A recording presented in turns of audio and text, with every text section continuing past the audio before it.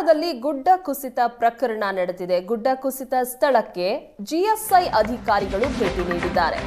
Geological survey of India team ಅಧಿಕಾರಿಗಳು ಭೇಟಿ ನೀಡಿ ಪರಿಶೀಲನೆ ನಡೆಸಿದ್ದಾರೆ. ಜಿಎಸ್ಐ ಅಧಿಕಾರಿಗಳಿಗೆ ತಹಶೀಲ್ದಾರ್ ನಿಶ್ಚಿಲ್ ಅವರು ಸಹ ಸಾಥ್ ನೀಡಿದ್ದಾರೆ. ಬೈತ್ಕೋಲಾ ಗುಡ್ಡ, ಬಿಣಗ, ಜಡಿಗದ್ದೆ, ಕಿನ್ನರ, ಡೋಬಿಘಾಟ್, ಸಂಕ್ರು ಭಾಗ, ಹಬ್ಬುವಾಡಕ್ಕೆ ಭೇಟಿ ನೀಡಿದ್ದಾರೆ. 20 ಜನ ವಸತಿ ಪ್ರದೇಶಗಳಿಗೆ ಅಧಿಕಾರಿಗಳು ಭೇಟಿ ನೀಡಿದ್ದಾರೆ.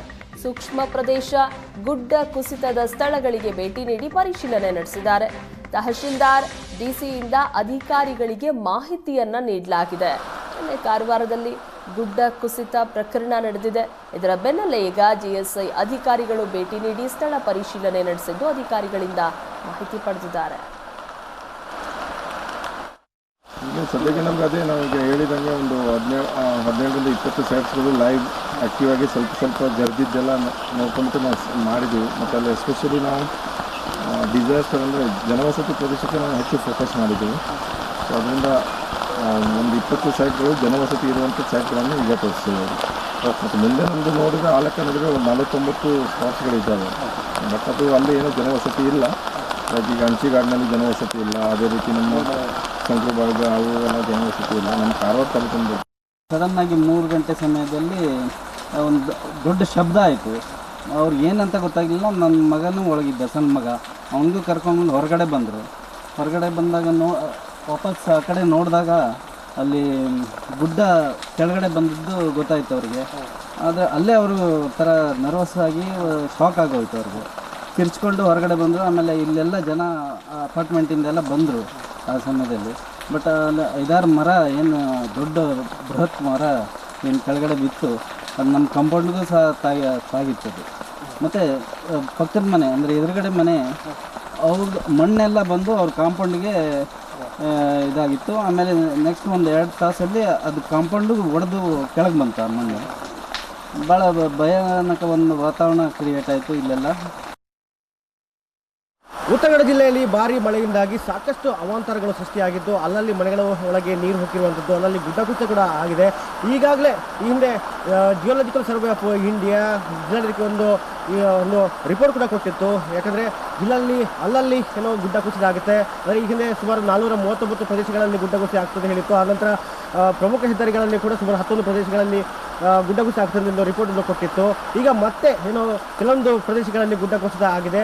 ಸೊ ಆ ಹಿನ್ನೆಲೆಯಲ್ಲಿ ಜಿಯೋಲಾಜಿಕಲ್ ಸರ್ವೆ ಆಫ್ ಇಂಡಿಯಾ ಎಲ್ಲೆಲ್ಲಿ ಗುಡ್ಡ ಕುಸಿತ ಆಗಿದೆ ಅದನ್ನು ವೀಕ್ಷಣೆಗೆ ಒಂದು ಬಂದಿರುವಂಥದ್ದು ನೋಡ್ಕೋಬೋದು. ನಾವೀಗ ಕಾರವಾರದ ಡೋಬಿಘಾಟ್ ಬಳಿ ಇರುವಂತಹ ಸಾಯಿಬಾಬಾ ಟೆಂಪಲ್ ಬಳಿ ಇದ್ದೇವೆ. ಸೊ ಇಲ್ಲಿ ಮೊನ್ನೆ ಅಷ್ಟೇ ಏಕಾಏಕಿ ಅಂದರೆ ತಡರಾತ್ರಿ ಏಕಾಏಕಿ ದೊಡ್ಡ ಗುಡ್ಡ ಕುಸಿತ ಆಗಿ ದೊಡ್ಡ ಬಂಡೆಗಳು ಉಳಿಬಿದ್ದಿತ್ತು.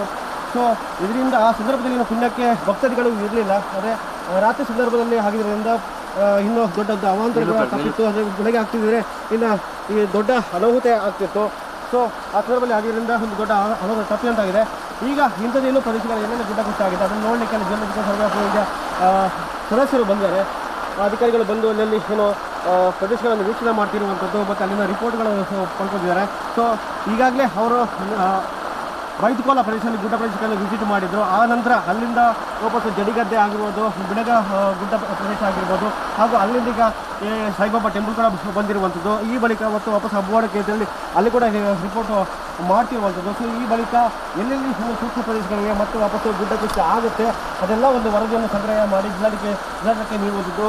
ಸೊ ಒಂದು ವೇಳೆ ಮತ್ತು ವಾಪಸ್ ಅಲ್ಲಿ ಗುಡ್ಡ ಕುಸಿತ ಆಗುವ ಸಂದರ್ಭ ಏನೆಂದರೆ ಅಲ್ಲಿಂದ ಜನರನ್ನು ಬೇರೆಡೆ ಸ್ಥಳಾಂತರ ಮಾಡುವಂತಹ ಕೆಲಸಗಳನ್ನು ಕೂಡ ಜಿಲ್ಲಾಡಳಿತ ಮಾಡಲಿದೆ. ಸೊ ಈ ಹಿಂದೆ ಕೂಡ ಜಿಲ್ಲಾಡಳಿತಕ್ಕೆ GSI ಒಂದು ಹೊಸ ರಿಪೋರ್ಟನ್ನು ಕೊಟ್ಟಿತ್ತು. ಆದರೆ ಕೆಲವೊಂದು ಕ್ರಮಗಳನ್ನು ಇಂಪ್ಲಿಮೆಂಟ್ ಮಾಡುವಲ್ಲಿ ಜಿಲ್ಲಾಡಳಿತ ನಿರ್ಲಕ್ಷ್ಯ ಮಾಡಿತ್ತು. ಆ ಹಿನ್ನೆಲೆಯಲ್ಲಿ ಮತ್ತೆ ವಾಪಸ್ಸು ಅಲ್ಲಲ್ಲಿ ಗುಡ್ಡ ಕುಸಿತ ಆಗ್ತಾ ಇದೆ. ಸೊ ಈಗ ಮತ್ತೆ ವಾಪಸ್ಸು GSI ಬಂದು ಸರ್ವೆ ಮಾಡ್ತಿದೆ. ಸೊ ಸರ್ವೆ ಮಾಡಿ ಎಲ್ಲೆಲ್ಲಿ ಗುಡ್ಡ ಕುಸಿತ ಆಗ್ತದೆ, ಎಲ್ಲೆಲ್ಲಿ ಸೂಕ್ಷ್ಮ ಪ್ರದೇಶಗಳಿವೆ ಮತ್ತು ಗುಡ್ಡ ಜನರಿಗೆ ತೊಂದರೆ ಆಗುವ ಏನೋ ಪ್ರದೇಶಗಳಿವೆ ಅವುಗಳನ್ನೆಲ್ಲ ರಿಪೋರ್ಟ್ ಮಾಡಿ ಜಿಲ್ಲಾಡಳಿತಕ್ಕೆ ನೀಡುವಂಥದ್ದು. ಆ ಮೂಲಕ ಜನರ ರಕ್ಷಣೆಗೆ ಜಿಲ್ಲಾಡಳಿತ ಮುಂದಾಗಲಿದೆ. ಗಿರೀಶ್ ನಾಯ್ಕ್ ಜೊತೆ ಬರಪುರ ಕರ್ನಾಟಕ ಏಷ್ಯಾನೆಟ್ ನ್ಯೂಸ್ ಕಾರವಾರ.